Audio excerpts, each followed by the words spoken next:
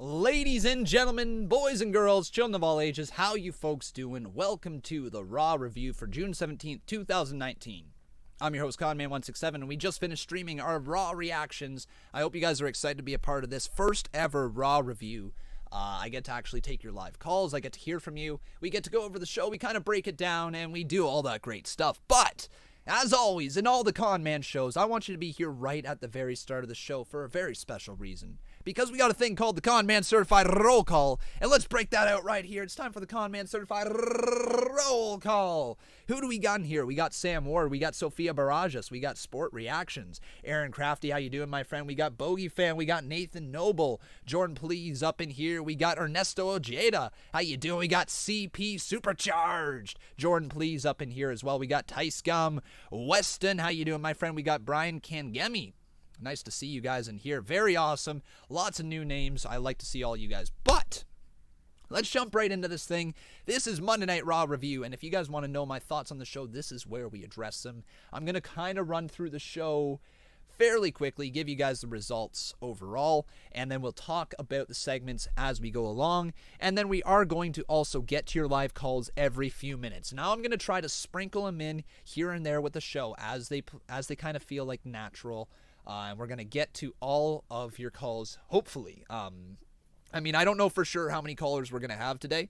If we have a lot, then we might not be able to get to them all. If we only have a few, then we'll try to get to them all once again. But guys, if you want to call into the show, all you got to do is go to the Discord. It's down in the description below. Click on that link and just go there. Create an account, join the Conman community, and join the Conman Discord. That's how you call in live. But let's get right into this thing. So we started off Monday Night Raw with Elias. And okay, the start of the show I thought was honestly really good. Elias being in the ring, he is a fairly decent heel at this point in his career. Honestly, I don't have any problems with the man in this position that he is. I think down the line he can make some big money for WWE, but right now he is definitely the main heater to put in programs. If you need some help getting some superstars over, this is the man who you put out there. And it was very, very obvious when they started off the show with Elias there. They said, "Ladies and gentlemen, Elias." He greeted the crowd. They booed him. And Elias said that he talked to Anthony Davis earlier, saying that he wanted to move to Los Angeles. Davis told Elias that he thinks it is a piece of garbage, and he wants to be surrounded by garbage. Anyways, though, Elias got beat up by lots and lots of men. And that set up the Fatal 5-Way Elimination match. Short and sweet intro. Great stuff. I don't really want it any longer than that. And we jumped right into one of the premier matches announced for this week. It was The Miz versus Bobby Lashley versus Cesaro versus Ricochet versus Braun Strowman. It was a very simple match, honestly, in terms of the actual in-ring competition. There wasn't too many great high spots, but overall I thought the match was solid. I thought the elimination of Cesaro at first, who was the very first elimination, I thought his elimination was kind of rough. I thought he probably should have lasted longer in the match, especially considering he just had that feud with Ricochet. However, he ended up getting some heat back on him along with Bobby Lashley after Bobby Lashley got eliminated by Braun Strowman. And that ended up setting up Cesaro and Bobby Lashley to kind of team up to take out Braun Strowman. So now I'm really curious if they're moving in a direction of making Bobby Lashley and Cesaro kind of like a pairing. I don't hate it, but you would want a manager with that group because those are two guys who really can't speak all that well. They don't exude charisma on the microphone, let's say that much. So yeah, I wonder if they're planning to do some sort of tag team. I mean, the tag team division could use a big, bad tag team like that. I would much rather see, like, maybe Sheamus come back. However, I know Sheamus might be retiring because of his injuries. So I don't know what they're doing there with Cesaro and Bobby Lashley. But regardless, that Gotch, what was it called? The Gotch neutralizer right there by Cesaro was really, really awesome. Then you continue on with the match. We had a little commercial break right there. We came back. Ricochet hit before commercial, Ricochet hit the 430 splash on Braun Strowman, and then Braun Strowman was eliminated, and that left us The Miz versus Ricochet. And honestly, the match from there was just pretty cookie cutter Ricochet showcase. Miz, I'm surprised that he fell down the card like that. I thought Miz probably deserved the win. over Ricochet, even though I'm a big Ricochet fan. I think Ricochet is very talented, but I think the win should have went to The Miz at this point. He needed it a little bit more. He just got out of that feud with Shane McMahon, and Shane was, well, let's say this much, they kind of put Shane over at the expense of The Miz. I don't know. I think The Miz probably could have used that win. Not upset in the slightest by Ricochet. It was really good to see, and we're going to have a really good time watching Ricochet versus Samoa Joe. So that was that match right there. Okay. Then we went on to, what was it? We went through the commercial break, and then we come back, and we see Raw Women's Champion Becky Lynch making her way down to the ring. Fans were behind Lynch, obviously. And then she called out Lacey Evans. This is where Lacey Evans came down to the ring. Her music hit the stage. Said nobody cares about Becky Lynch. Cut that cookie cutter heel promo on Becky Lynch. We didn't see enough from Becky. Okay, in this whole segment, I am going to say this much. Yes, we saw Becky get a little bit even with Lacey Evans. But again, we are seeing the same character of Becky Lynch week in and week out. It's nothing new. It's the same old, and I'm a fan of Becky Lynch. I'm a fan of this push that she has had all the way to the top. I'm a fan of Becky 2 belts. I'm a fan of Becky holding on to the Raw Women's Championship and being transitioned over from SmackDown to Raw. I'm a fan of all of that.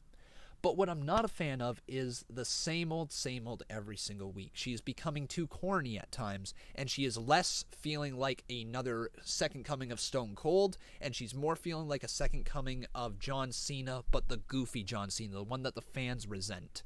That's kind of where we are with Becky Lynch right now. And yes, the fan support is still there for Becky. It's still absolutely there. And fans are going to continue to cheer her name. They're going to continue to chant for her. They're going to continue to want to see Becky Lynch on top. But she is running dangerously close to becoming stale. And you don't want to be stale. You always want to push forward. Like, let's talk about like when Dean Ambrose was inside the WWE. And you remember that whole Stone Cold Steve Austin podcast where Stone Cold tried to get Dean Ambrose to do more, to not rest on his laurels. If I can say anything, I think Becky Lynch needs to do the same thing. She can't rest on her laurels. She can't stick at the top here and not evolve her character a little more. We got to see the next step from Becky Lynch. I want to see the next step from Becky Lynch. We really need to see it. Okay, with that, folks, we are going to take our first caller here tonight. Then we're going to jump back into the Raw review. So first caller of the evening is going to be, let's go with Toothless 97, all right? And then after Toothless 97, we will take Peyton Cash. But, yeah, right now it's Toothless 97. Hey, Toothless 97, how you doing, my friend? You there? Toothless 97. I'm good. How you doing, man? How you doing? Yeah. Good. All right. What's up, my friend? And he just left. We'll try it again. Toothless. There you go, buddy. Okay, he's leaving. So we'll do Peyton Cash. Hey, Peyton. How you doing, man? Hello. Good evening. How are you, man? I'm doing pretty good. How'd you enjoy Raw? It was good. I like to hear that. I like. There is some kind of funny moments tonight. Mm-hmm. About the New Day, the puppet. It was pretty funny. Yep. R-Truth, Carmella.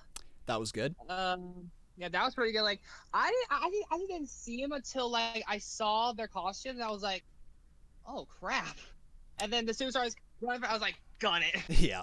I love like every time I see R-Truth running for the championship, I freaking just die laughing. It's funny, isn't it? Like, they're doing a good job with the way they're positioning the 24/7 championship. Like, it's definitely a joke of a title. There's no question about it, but at least it's good comedy, you know? It's fun, it's entertaining, and that's really what WWE should be all about, right?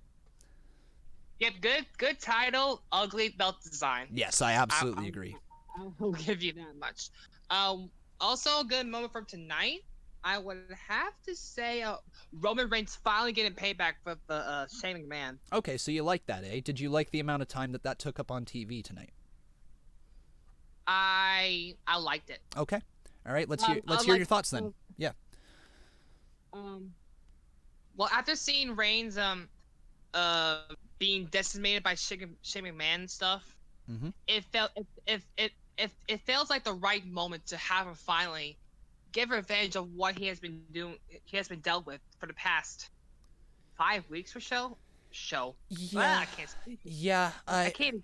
I get what you're saying there, that it's obviously nice to get the revenge there on Shane McMahon. People want to see Shane get beat up right now, right? Yeah, But he did. when we Ray said that. when we talk about the revenge angle, though, we're talking about Roman Reigns, the quote unquote big dog, right? Big dog. If he's if it's taking this many tries to get revenge on Shane McMahon, and that's the best revenge you can serve out, right? You would think Yep. you'd go a little bit harder, right? You'd think that would be the build-up. If that's what was supposed to be the angle where Shane McMahon got beat up and that was supposed to be the big payoff, it felt like a letdown, in my honest opinion. If that was supposed to be the payoff, I feel like there's got to be a bigger payoff, right? There's got to be. Yeah, I would. I agree with you just for that. Mm-hmm. One more thing to quote out tonight. All right. I gotta remember. There was also the moment where Eric Young's back was. That moment where Seth hit him with the chair. I felt like his back was redder than the sun shining in the sky. It very well might have been, man. Like, he cranked him. Like, what was it? Like 4 or 5 times. Like, and just like threw their friendship away. It was more like this. Yeah. All right, man. So you just left the call there in the middle of your thing, but thank you so much for calling there, my friend. You got some good questions in there. We're going to get to F-Dog 2 Sweet, and then we're going to continue on with the review. We're going to do, I think, 2 calls every few minutes or something like that, so we can get to your live calls. But F-Dog 2 Sweet, and then up next after him is going to be, let's go with W. Collins after F-Dog. Hey, F-Dog, how you doing, my friend? F-Dog, you there? Yeah. How's it going? Yes, I can hear you. How's it going? Good. What was your favorite segment of Raw? My favorite segment of Raw, I'm gonna go with the. Let's go. You know what? I'm gonna go with the Fatal 5-Way Elimination. I thought that was a really fun match. I enjoyed the outcome, even though I was a little not disappointed, thinking that The Miz should have won. Overall, I thought that whole segment was really fun, the way they flowed from the start, the way they beat up Elias. Yeah. That was my favorite moment of the night. Yeah, that's what I'll say. How about you? Mine's the Firefly Funhouse. Oh, okay. Yeah, we haven't really got to that yet. Let's talk about that. Yeah. Yeah, and I was wondering if you could have that theme song as one of your donation things. Oh, I like the idea of that. I'm gonna write that down right now. What amount should we go with? Any ideas? For the donation thing? Yeah. I would say $1. $1? We're gonna have to go a little bit more than that because people will be spamming that. But I will look into the amount then. How about that? So yeah, give me your thoughts on Firefly Funhouse. What was your favorite moment from that whole segment? Yeah. I would say do Hangman Dance. Okay, you like the Muscle Man dance, eh? Yeah. Yeah. And what else on the show? Like, what else? Tell me what else you're thinking on the Firefly Funhouse. Where's this leading, man? Honestly, like, I was hoping that they would have a Firefly Funhouse at Raw for this event too, because they should do that live in front of the audience. Yeah, I would love to see a live Firefly Funhouse. It'd be interesting to see how they position it and how they make that happen on live TV, but I think they could do an interesting job of it. Well, I also see in the future that I think Bray Wyatt's gonna take the belt off of R-Truth somehow. Oh, so you think that he's gonna be more of a? Are you thinking he's gonna be a comedy character? I don't know. Okay, probably, because what I think is R-Truth is gonna go into an abandoned building, or Bray Wyatt Fiend or something's gonna be behind him, win the belt, and then Bray Wyatt is gonna hold on to that belt for a while. Interesting. It's definitely an idea for sure. I'm not too sure if that's gonna be the direction they want to put Bray Wyatt in because of the 24/7 championship feeling like a bit of a joke title. I know, yes, he could try to make it seem more relevant for sure. But with this character that he's got, I want to see him somewhere outside of like the 24/7 lower to mid card. I'd like to see him upper mid card to main event. Whether that means interjecting right in the Universal title picture, whether that means going after Ricochet if he wins the U.S. title, I don't know. But I think he needs to be viewed as a bigger superstar than 24/7 championship. Yeah. Well, I was thinking if someone had to win the belt to make the 24/7 title mean something, Lars Sullivan. Ooh, okay. You could get onto something there, and then nobody would want to come after him with the 24/7 championship because he's a scary, scary man. Interesting. Yeah, and how I would build a storyline for Lars Sullivan to lose that belt, have him win the belt, hold it till Elimination Chamber for the main belt, have him start it in a number 1, and go through every pod and lose, and then have someone come down and pin him there. Interesting. Definitely a long-term booker, aren't you? Yeah, and also I was also thinking, who's going to take the belts off of the Iconics? It's a good question. I thought that Nikki Cross and Alexa Bliss wouldn't have been a bad option tonight. I don't know where they plan on going with them. They might be going into a Nikki Cross versus Bayley feud there. Probably Asuka and Kairi Sane. That's probably the team to take the belts off the Iconics when they want to really run with the tag title belts, make them feel like they're important. The Kabuki Warriors. Mine's kind of might seem too far down the line, but mine's gonna be Shayna Baszler's 2 goons or something. Okay, interesting. I think they will eventually hold on to the tag titles. I mean, I think they have to at this point, especially if they're going to be brought up with Shayna Baszler. It's just unless they go defend the titles down in NXT and they want to do a heel versus heel match, I can't see that happening. At least not right away. Yeah, one team would have to turn babyface, I think, for that match to happen. And also, what you said earlier about bringing up the Undisputed Era, I thought of a good team to face them. Okay. How about Finn Balor, AJ Styles, and Gallows and Anderson versus the Undisputed Era? Boom! There you go. Write that. Book it for SummerSlam. I'm down. I'm down, man. Okay, thanks so much for calling, though, dude. We got to get on with the show here. We got a lot more to review. Okay. But awesome stuff. Thanks for calling, dude. Yep. Have a good day, eh? Bye-bye. All right, so let's continue on here with a few more stuff as we continue our Raw review. That is right. So we left things off with Becky Lynch. I believe she left ringside, put on the hat of Lacey Evans, which I thought was a nice little touch, kicked her hat away, threw it to the back, and boom goes the Dynamite. Becky Lynch versus Lacey Evans has another layer to their feud. We went back in. The Revival were walking around. They went to Shane McMahon's VIP lounge where Shane McMahon was there with Drew McIntyre. We got introduced to the whole backstage segment that was going to be running on throughout the night, obviously setting up something with Roman Reigns later on there. And then the Viking Raiders, we find out, will be in action next, which means Daniel Bryan and Eric Rowan go out there to the stage. Daniel Bryan cuts his promo, looks pretty good.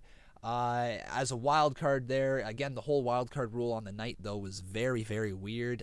From the New Day to Daniel Bryan to who else? Roman Reigns. You know, there's just a lot of people. Bayley was there. There's just a lot of people on Raw tonight that probably shouldn't have been there, and they got very loosey-goosey with the term wild card, right? They just seemed that they could throw anybody out there that they wanted. And because they said wild card, everybody won't second guess it because we can't literally keep count of how many superstars are in the wild card now. We legit don't know at this point because it's like, well, as a faction, are they considered a wild card? Is a tag team considered a wild card? Like, we know that now. They've established the fact that tag teams are considered wild cards, but does that mean that 3 people are considered one wild card? It's just such a confusing rule.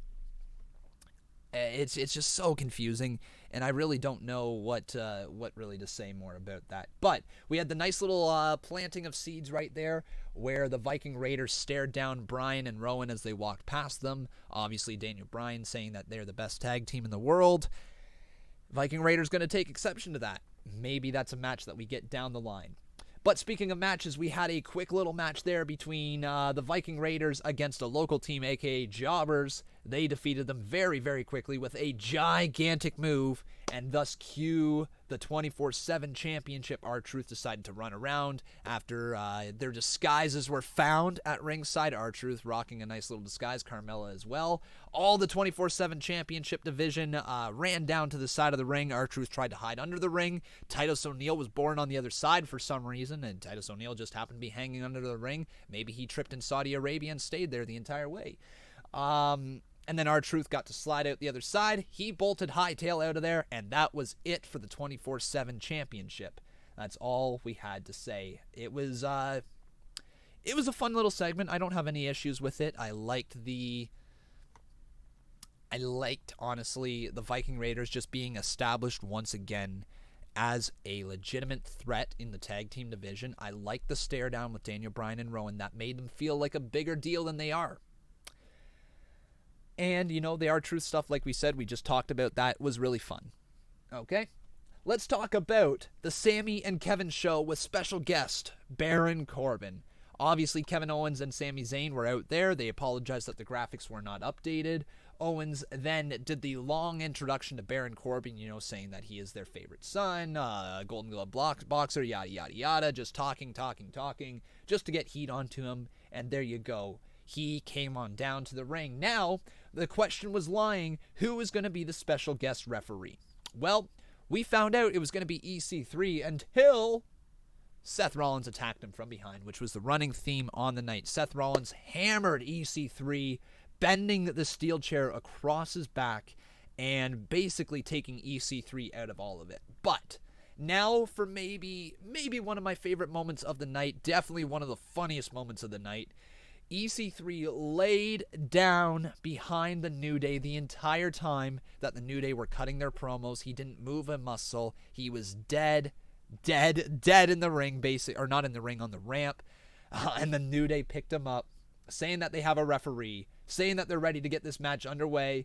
And EC3 was just nodding along. They're like shaking him, yes, and shaking that he's ready. They made him twerk a little bit. He was dead out cold.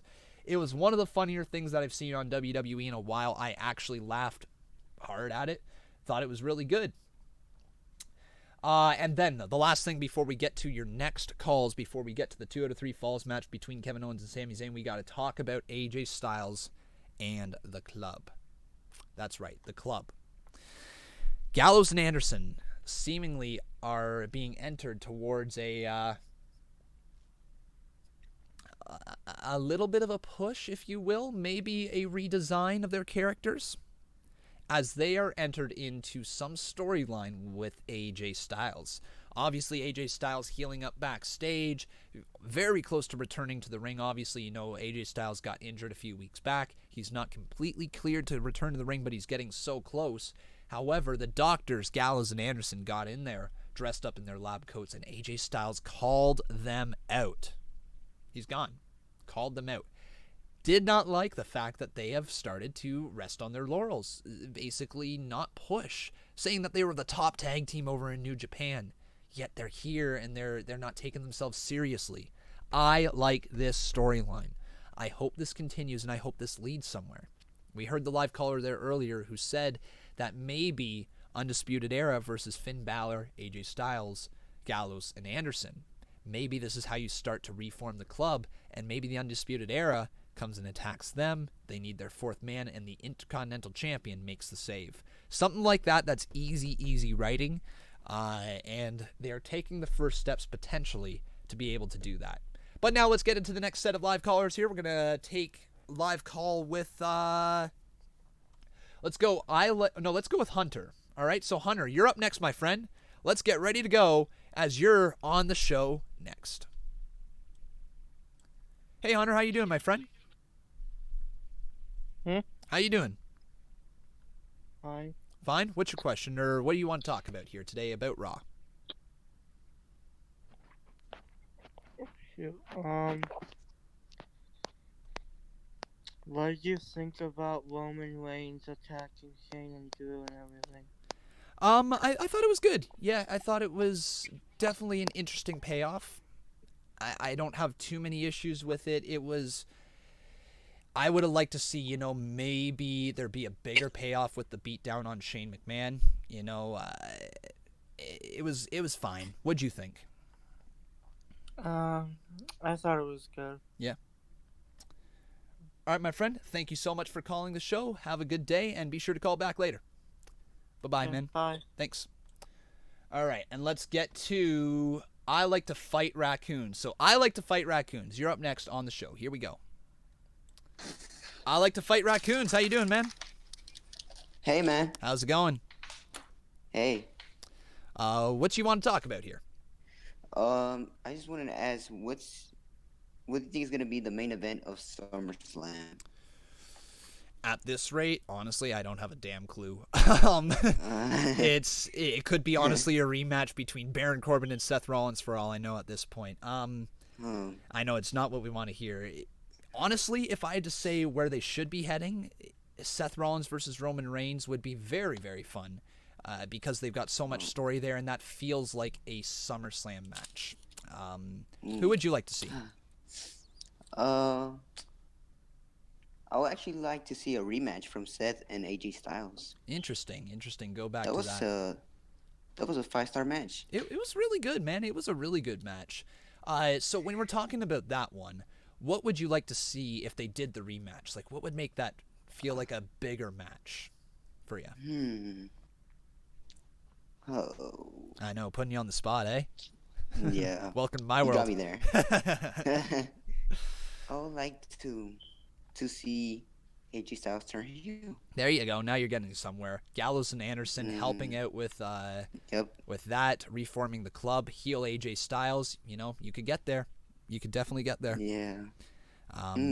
Yeah, it's definitely a way they could go if they don't feel comfortable putting another talent towards the top of the card. You at that point for SummerSlam, you definitely got to try to draw as many numbers as you can. And AJ Styles, he's gonna bring the numbers with you, so it's not a terrible idea. It definitely would be a good match. How about another person though? I would like to see Roman Reigns have a WWE Championship match. Yeah, there we go. So WWE Championship match over on SmackDown, eh? Yeah. Kofi Kingston versus Roman. That's interesting. You know what? That Yeah. that could do well. That could do real well. Yeah. All right, man. Thank you so much for calling. Is there anything else that you want to get off your chest before we leave? No. Nope. All right, dude. Thank you so much for calling, and have yourself a good night. Thank you. Bye-bye. You too. All right. So, continuing on here, guys. Thank you for calling in live to the show. We're going to get a better format for this, I think, moving forward. Actually, that's what I can ask you guys. Would you rather me take live calls all at the end of the show, or do you want me to sprinkle in the live calls throughout? Just say at the end or throughout right now in the chat. Do you like them all bunched up together, or do you like them kind of spread out? Throughout. Some people saying the end. At the end. All right. A lot of people saying end. Okay. Interesting.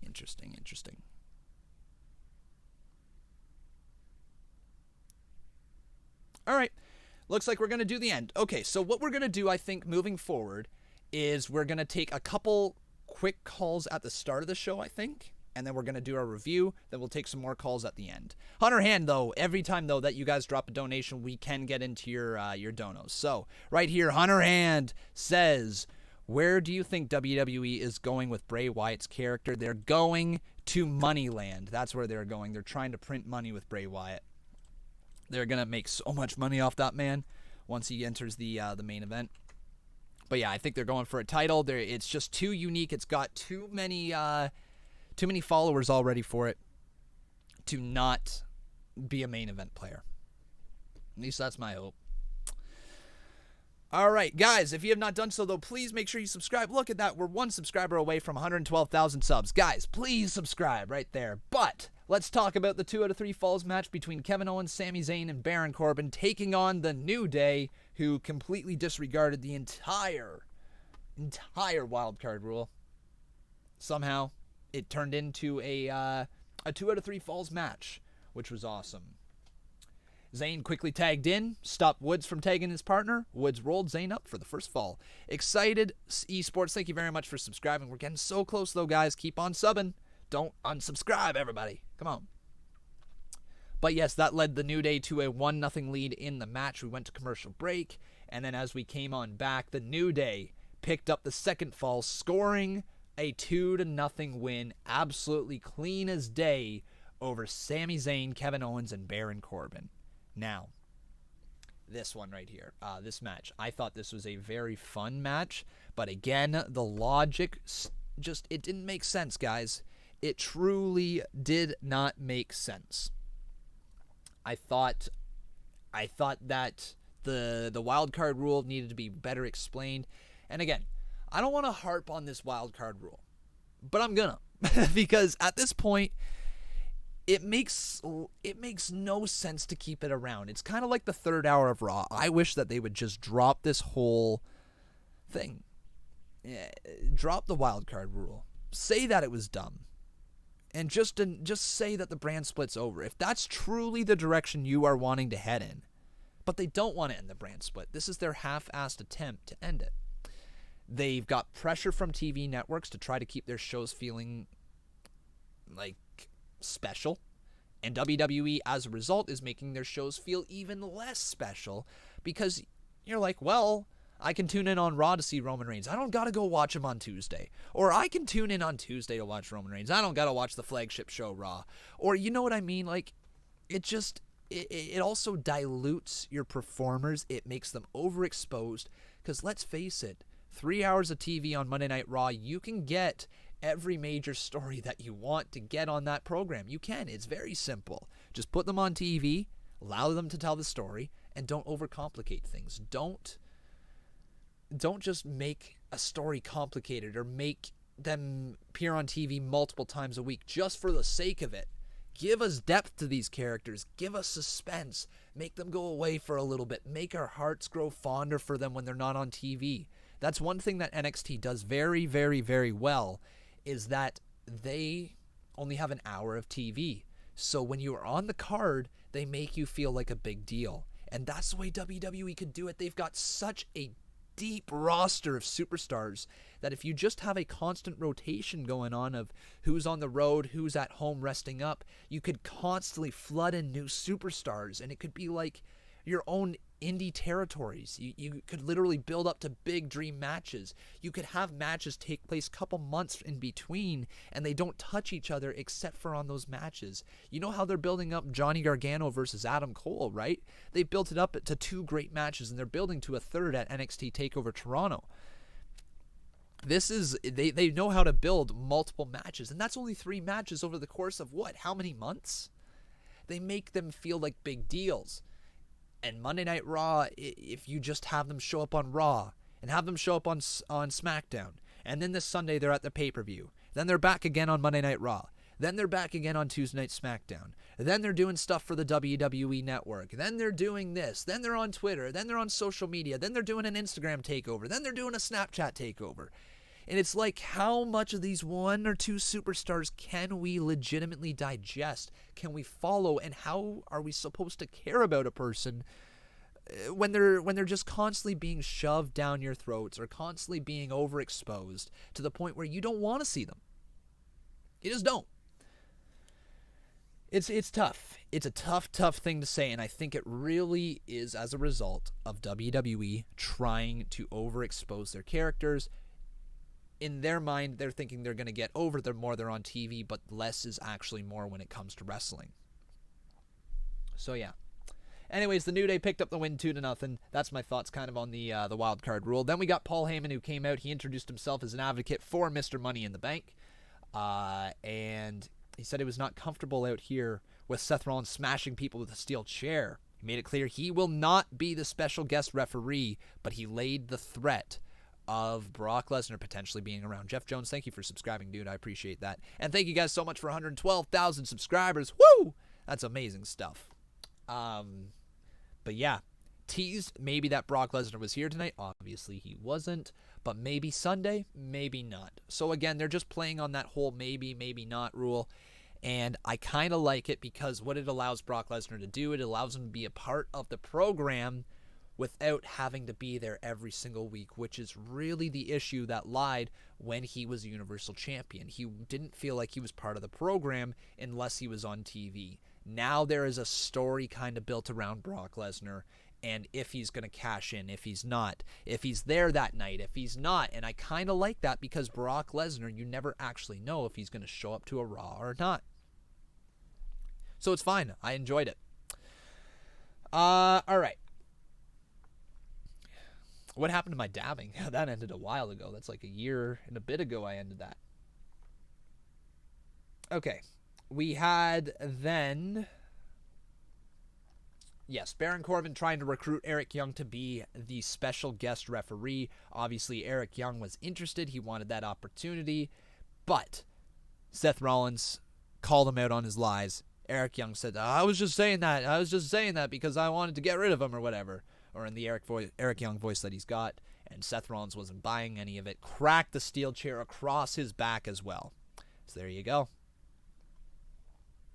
Then you had the Usos backstage. They acknowledge that the Good Brothers have something to prove. Jey Uso says it's on lockdown, and they welcome them all to the Uso Penitentiary. Head to commercial break, and we now have the best tag team in the world, the Usos. Yes, I believe they are the best tag team in the world. Don't at me. Actually, at me. Get my Twitter followers up. But anyways, Usos versus Gallows and Anderson. I thought this was an okay match. It wasn't great. I think it was just simply because we were kind of distracted with the whole situation with cutting back to AJ Styles, trying to figure out what the story is going to be. And as a result, the match just kind of didn't feel great. But anyways, the winners were the Usos as they pick up the win over Gallows and Anderson. Just through pinfall. I believe it was off a double super kick on Gallows. Yes, it was. And AJ Styles was just kind of shaking his head backstage. So, there you go.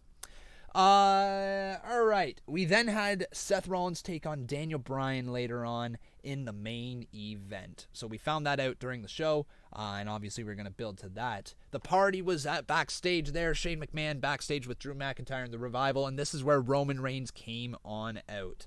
Roman Reigns was ready to whip some ass. But I think it was... Yeah. It was Drew McIntyre who mentioned Roman Reigns' kids.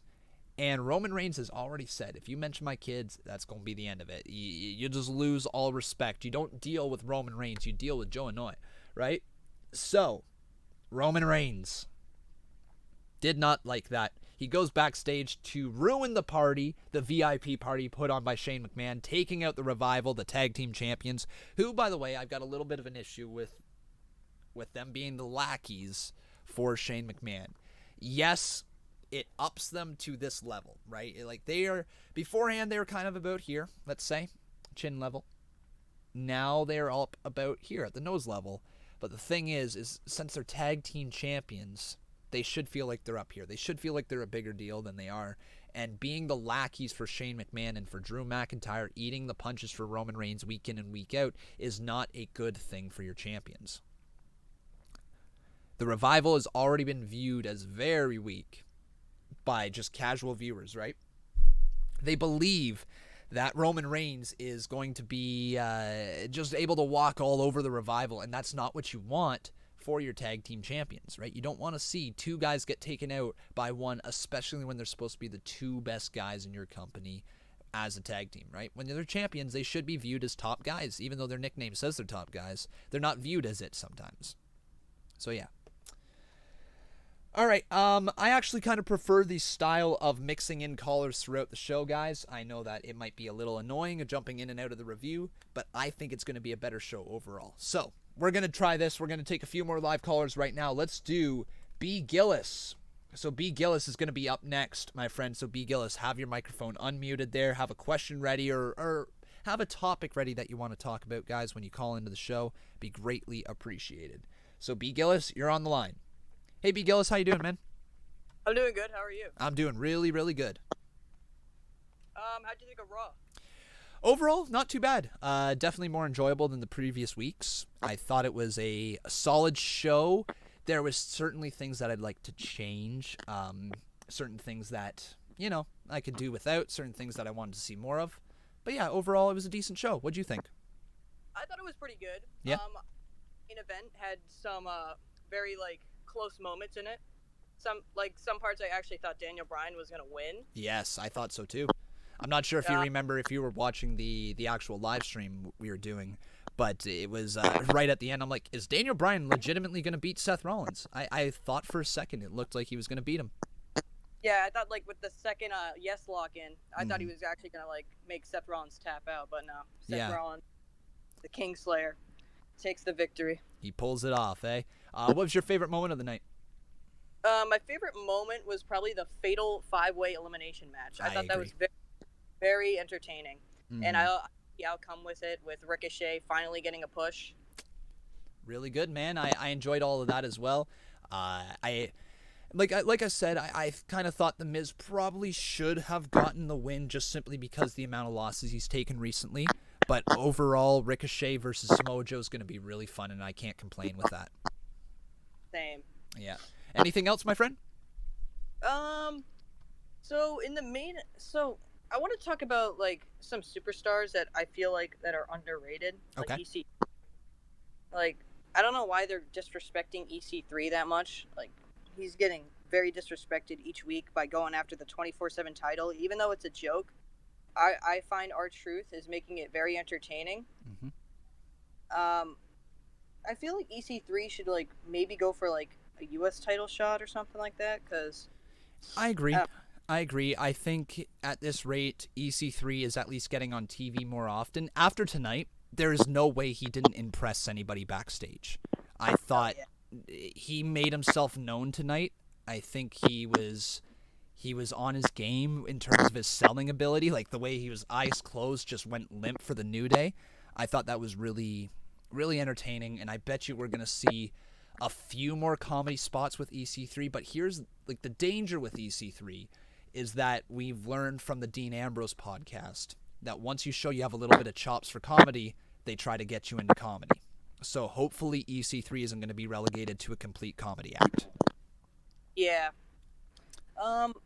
Another thing I want to talk about is with Daniel Bryan being a tag team, because I thought he would immediately go to the WWE title shot, with Kevin Owens. I thought it would be a triple threat WWE title feud, but instead they chose him to be with a tag team with Rowan. I wasn't upset with it because I know that SmackDown definitely needs some tag teams, and but surprisingly, I thought since he wasn't going to be in the WWE title title shot feud, I thought he would be somewhere in the middle card, maybe a feud with Finn Balor. That would have been good, but it's kind of 50-50 with me in the tag team, because I definitely feel he should be more just proving himself tonight, almost beating Seth Rollins.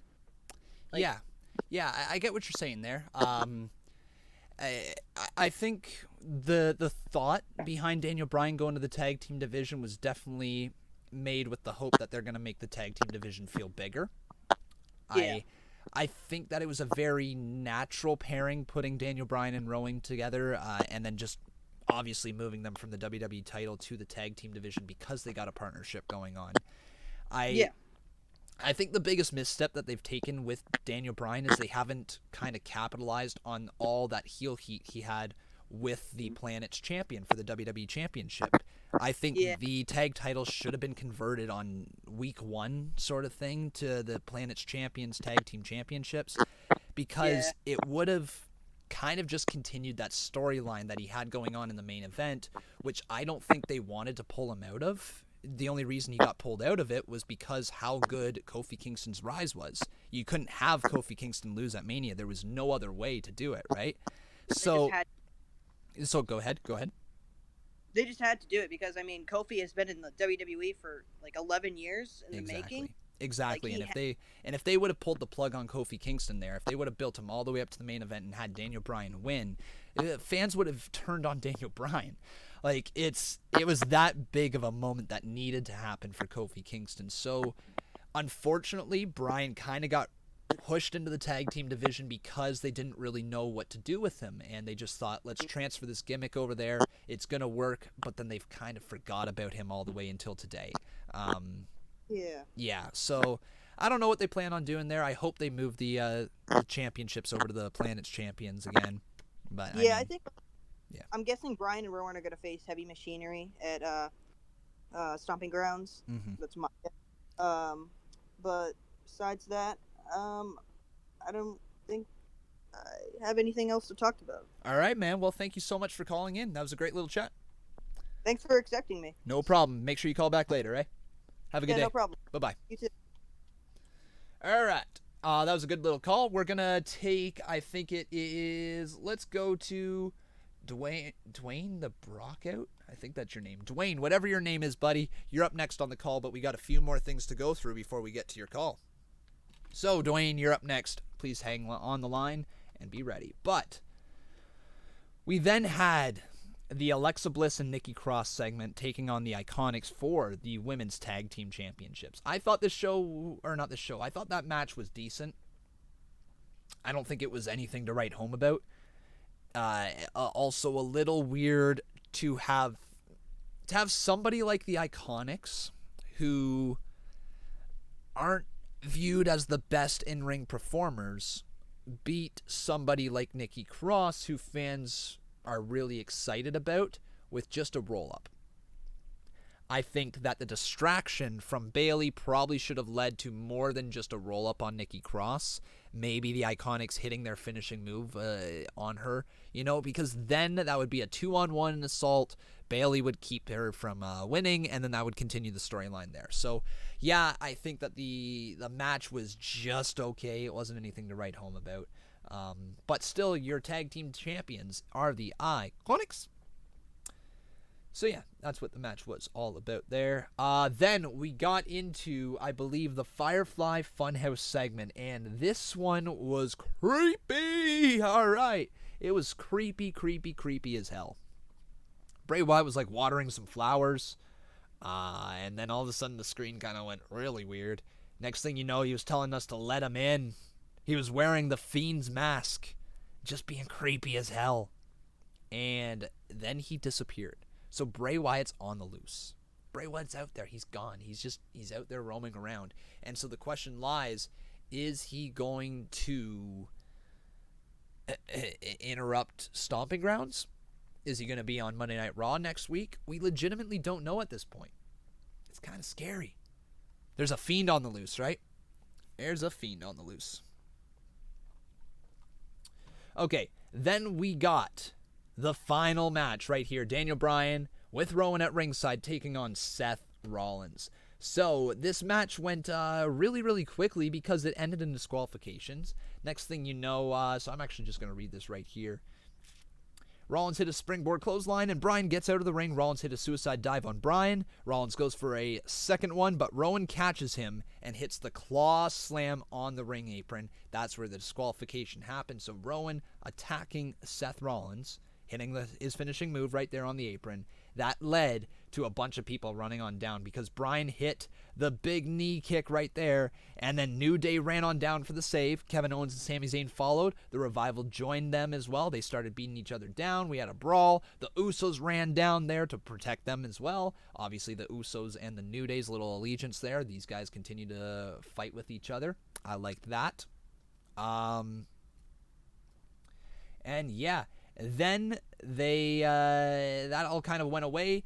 We heard from the announcer the match is going to be restarted, and then we get a 10-minute blockbuster of a match. And when I'm saying blockbuster, I thought this was high action, high octane, 10 minutes of in-ring action. I thought it was so well done. Daniel Bryan and Seth Rollins put on a great main event. It was right up there for match of the night for sure, even though it was 10 short minutes. Not even 10 minutes. It was probably like 8 minutes or something like that. But regardless, Seth Rollins picked up the win off the curb stomp. I thought for sure that Daniel Bryan was going to get the tap-out victory there when he went with the second label lock. However, it was not the case. The entertaining main event came to an end, and then that left Seth Rollins walking up the ramp backwards. Anytime that you see that cameraman going from that backwards angle, you know somebody is attacking them from behind. And sure enough, Baron Corbin lived up to his name as he attacks Seth Rollins from behind with the same steel chair that Seth Rollins, not the same one, but a steel chair similar to Seth Rollins where he was attacking people throughout the entire night. Baron Corbin cracks Seth Rollins a couple times, and it is night for Sethy Poo. There you go, guys. That was the evening of Monday Night Raw. I thought overall the show was much better than any other Raw we've had in recent weeks. It wasn't perfect by any means, but I thought overall, guys, the show was good. It really was. But yeah, let's get to 2 more live callers, all right, guys, and then we're gonna probably call our quits for the day for our very first Raw review show, and I think it went well, guys. I don't know about you, but I think it went well. Let's continue on here. We're gonna get to, let's get to, like I said, Dwayne. Let's get to Dwayne. All right, Dwayne, you're on live next. Hey, Dwayne, how you doing, my friend? You there? Dwayne the Brockout, you there, my friend? All right. If you guys are gonna join the live call, please make sure that your microphones are turned on and that you have something to talk about ready to go. Let's go with Mr. Money in the Bank. How you doing, man? Mr. Money in the Bank, you there, my friend? Hello. Whoa, how you doing? I'm doing great here. What's up? So, I have a question. Do you think that Bray Wyatt is the LeBron James? I'm sorry, buddy. I could not understand a word you said. I'm so sorry. That was so difficult to hear you. Something's going on with your microphone. I could not hear you. So sorry, man. We had to end your call there before we could continue on. But let's continue on here. Let's go with Toothless97. Hey, Toothless, how you doing, man? Nope, Toothless is gone. All right, let's go with Mal. How about that, Mal? Hey, Mal, how you doing, man? Mal, you there, my friend? I'm here. How's it going? Yeah. How's it going, man? What you want to talk about? I was wondering, what if Bray Wyatt reunited with the Wyatt family? Maybe down the line. Right now he's got a new character that he needs to dive in on. All right, man. Thank you very much for calling. Yeah, we're just going to continue rolling along here, guys, with the calls. Yeah, just have something to talk about as we got time for one more. And this man that we're going to talk about, he's been on the show before. Let's go with Thomas Noble. Hey, Thomas, how you doing, man? Let's go with Thomas Noble. How you doing? Not much, man. I'm doing pretty good. What do you want to talk about? Yeah, I want to talk here. The show overall, yeah, it's good. It's really good. But the part I like the most here, well, is Seth Rollins just wham, womp with the chair to every superstar, like what was it? Elias, then EC3, and then last of all, then Baron Corbin, and then Eric Young. And I just laughed my ass off with that. It was good, man. I enjoyed the overall theme, the overarching story to the night. I thought it was good. Much more enjoyable episode of Raw, for sure. Yeah, for sure. One more question here, and I think everybody needs to know about this. All right, let's hear it. So, I've been talking with everybody else here, Iconics. It's about the tag team women's titles. I discussed this already on Hold Row a couple weeks ago. Like, I mean, we saw that Alexa and Nikki Cross lost that opportunity because of Bayley. But I have to ask you this here, like, who's the team? Who's most likely to step up against the Iconics for the tag titles? Which I already asked that already a couple weeks.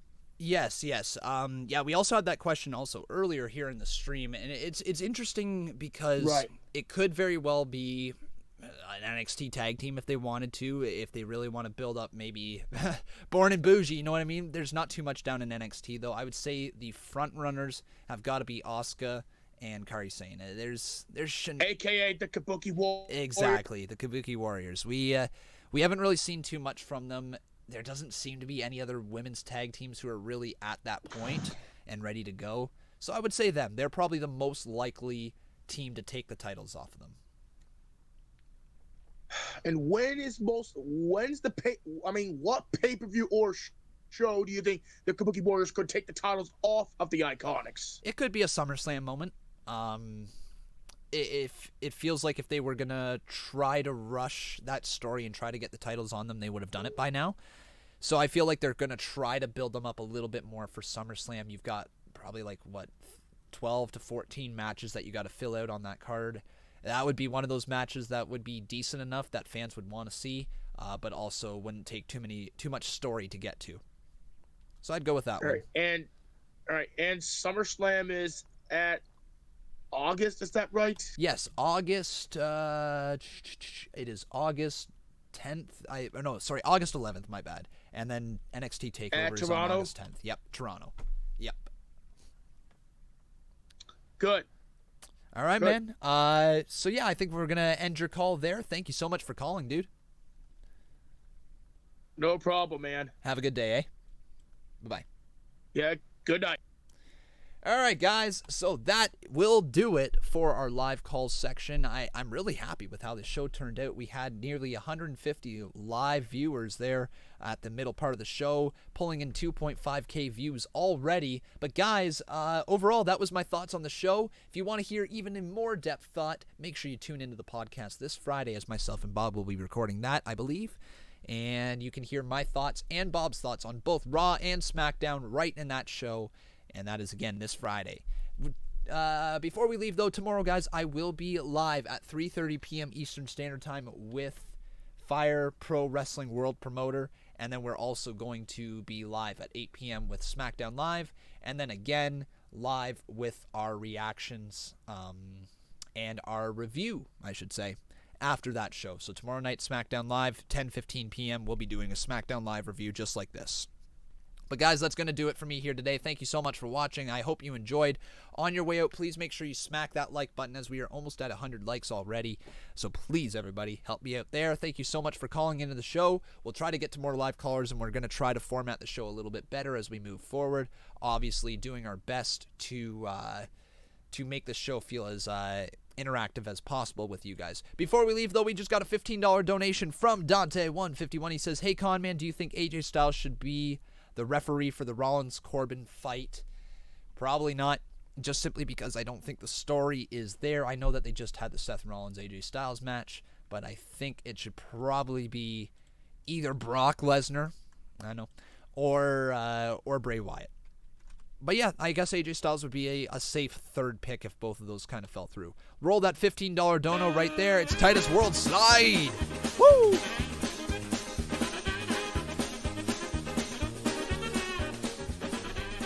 And there we go, folks. That is how we end the stream, with a nice little Titus World Slide. As always, I've been Con, and thank you guys so much for spending your night with me here tonight. That was basically 4 hours straight that a lot of you have been here, so that's absolutely amazing. Again, thank you very much for all the support here tonight. On your way out, again, leave a like on this video. Make sure you are subscribed. Follow me on Twitter at Conman167, as the conversation can always continue over there. And make sure you vote in the poll right here on YouTube for what you think about the show overall tonight. We'll get that up to you guys right now. But that's going to do it for me. Thank you so much for watching. I've been Con, and that was our post-Raw review.